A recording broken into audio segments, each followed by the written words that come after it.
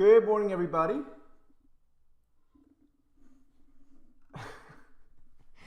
Good morning, everybody. Happy Tuesday. Tuesday. It's Thursday. Where am I at? Can you guys hear me okay? We're going to get started here in just a second. I clean my glasses. I can't even see out of these things anymore.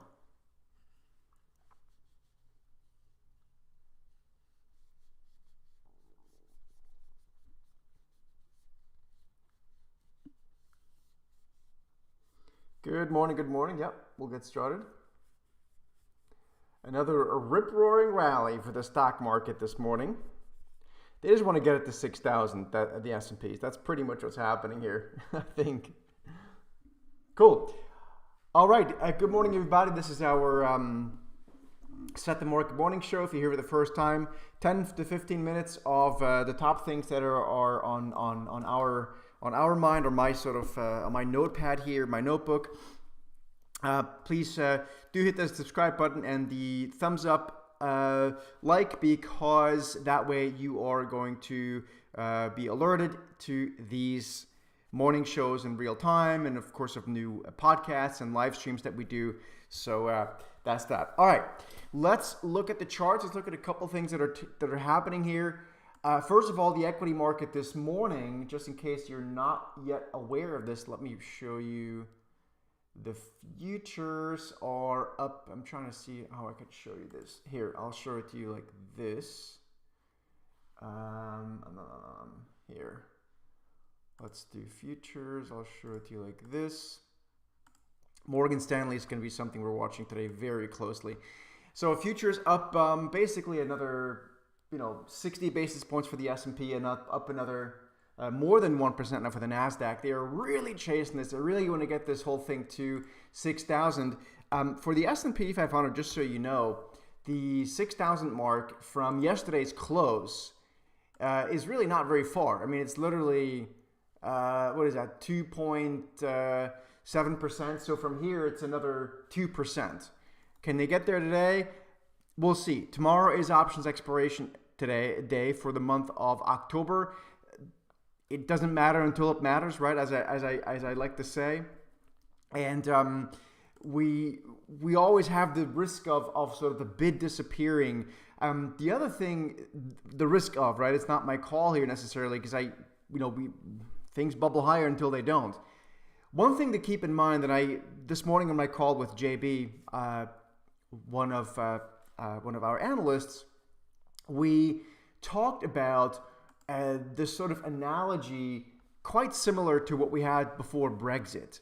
Now, remember Brexit, I don't even know what year that was. It's like 10 years ago, something like that. We had a situation which was in June of that year, late June, I believe, of whatever that year was. And I could not believe that the market just did not care. It was not volatile, like the VIX or the volatility indices in the UK were really just didn't bother. The US indices didn't bother.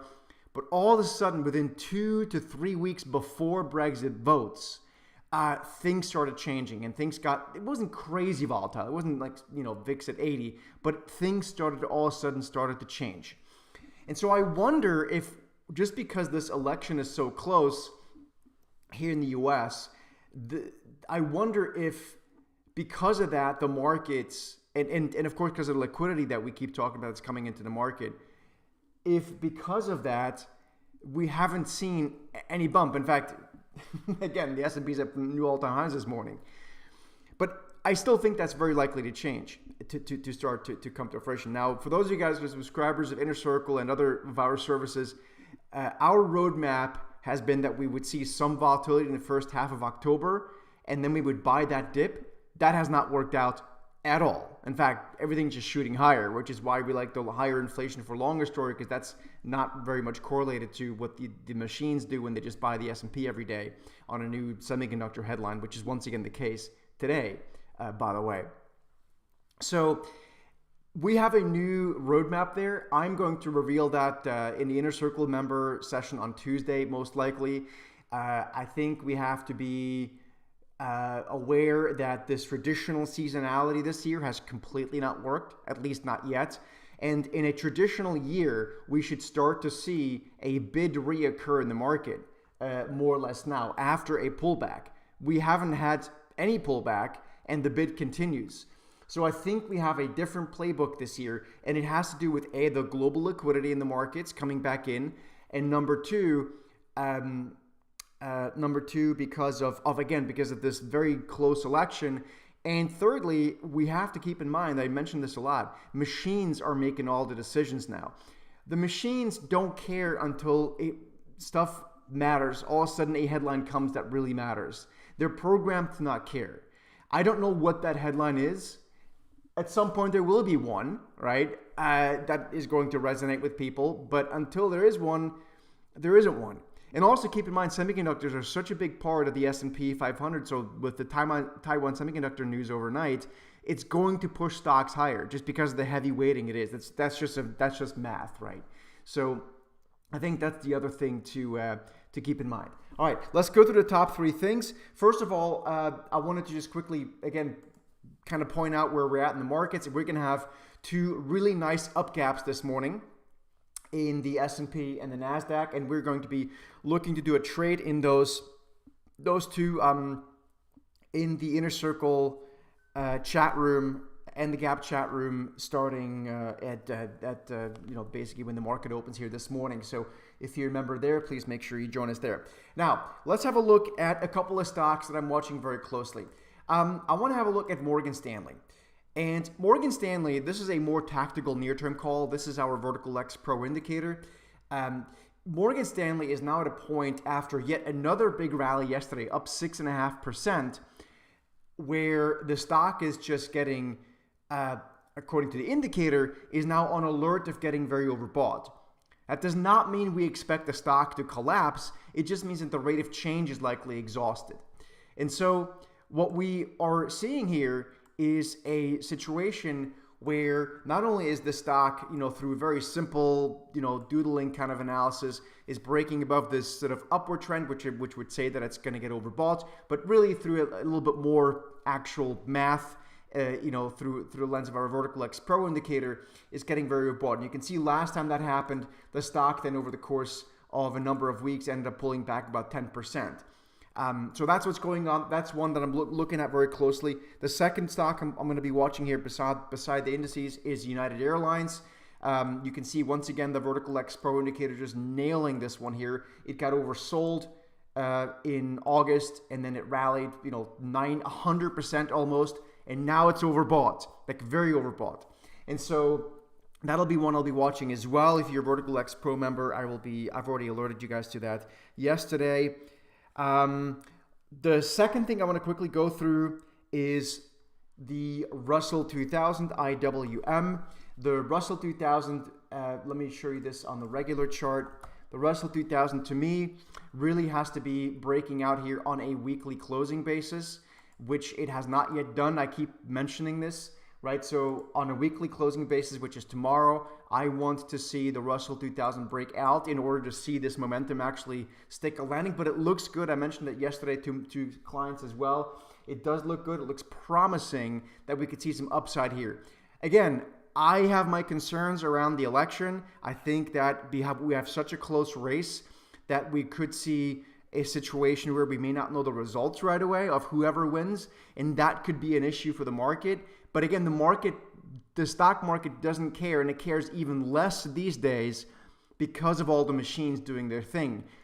The risk that I keep mentioning to people, and this relates closely to things like NVDA too, is that once the machines flip, they really flip, right? But they haven't flipped in almost 15 years for the most part, with a couple of exceptions in 2020 and 2022 and a little bit here and there. But they really haven't cared in the broader sense. And so we have to keep that in mind, right? That goes both for the near term and for, ultimately for way longer than that. So Russell 2000, something we want to be watching very closely. And lastly, when we talk about the financials, just quickly going back to the financials, the XLF, which is the financials ETF, we can draw some simple lines here, and we are starting to get. I want to make people aware of this. The S&P has the same lines, by the way, which is not all that coincidental. But this is kind of what this looks like. Let me make this logarithmic chart. It already was. There you go. So we're starting to get to the point where these financials are certainly reaching the upper end of this whole movement here. The S&P as well. The S&P is going to probably almost reach it this morning. So this is the more near-term uptrend here. This is, well, near-term. These are still weekly lines, right? So for the S&P, we're probably going to get to this upper line, which has basically acted as resistance for the most part since, year and a half, a little bit more than that. So I would expect this is going to be resistance, which is around the 600 mark on the SPY, i.e. around 6,000. So and it lines up really interestingly with options expiration tomorrow for the month of October at number one, and number two with, again, us now being 3 weeks away from the election, or I think even less. So from a timing perspective, I think this all kind of lines up. So, and earnings season, of course, not coming out. So there's a lot of numbers, a lot of excitement about the numbers and the financials. But again, a lot of stuff, the stock market's a forward-looking mechanism. Lastly, I just want to bring it up because I'm sure people would look at the stock. NVIDIA, I want to make the same comment here as I did for the Russell 2000. And I know, I'm sure NVIDIA, I haven't checked yet, is up this morning. Yeah, so NVIDIA is up this morning around 140, which gets it back to basically where it was a couple days ago, right? What NVIDIA really needs is a breakout on a weekly closing basis, and it hasn't done that yet. Yes, it's made new all-time closing highs, but not on a weekly closing basis, and it hasn't overcome the all-time tick, so all-time high tick. So keep that in mind for that. Absolutely lastly, and I promise then we'll wrap it up here, is Uber. I honestly think this is a stock to keep as a long from an investment perspective. I'm not sure if I'd want to be trading this too much, at least not right now, because they had some news this morning with Expedia, rumored to maybe buy that company. But this is something that I would like to consider stocking away as an investment at some point. I have no position right now, but it's something that I'm watching very closely. Again, please make sure you subscribe to the channel. You give us a thumbs up, like. That is going to allow you to receive these updates. These alert you to these morning shows every single morning. Also, when we have new podcasts and new live analysis and stuff like that, you're going to be updated on that. And of course, it allows us to continue doing this morning show. Again, thanks so much for joining. We're just a little bit over 10 minutes right now. We do this show Monday through Thursday, so we don't do it on Friday because I need a day off from this and actually do more research on Fridays. But we'll see you back here at the latest on Monday. And if you're an Inner Circle member, again, we have two beautiful up gaps this morning.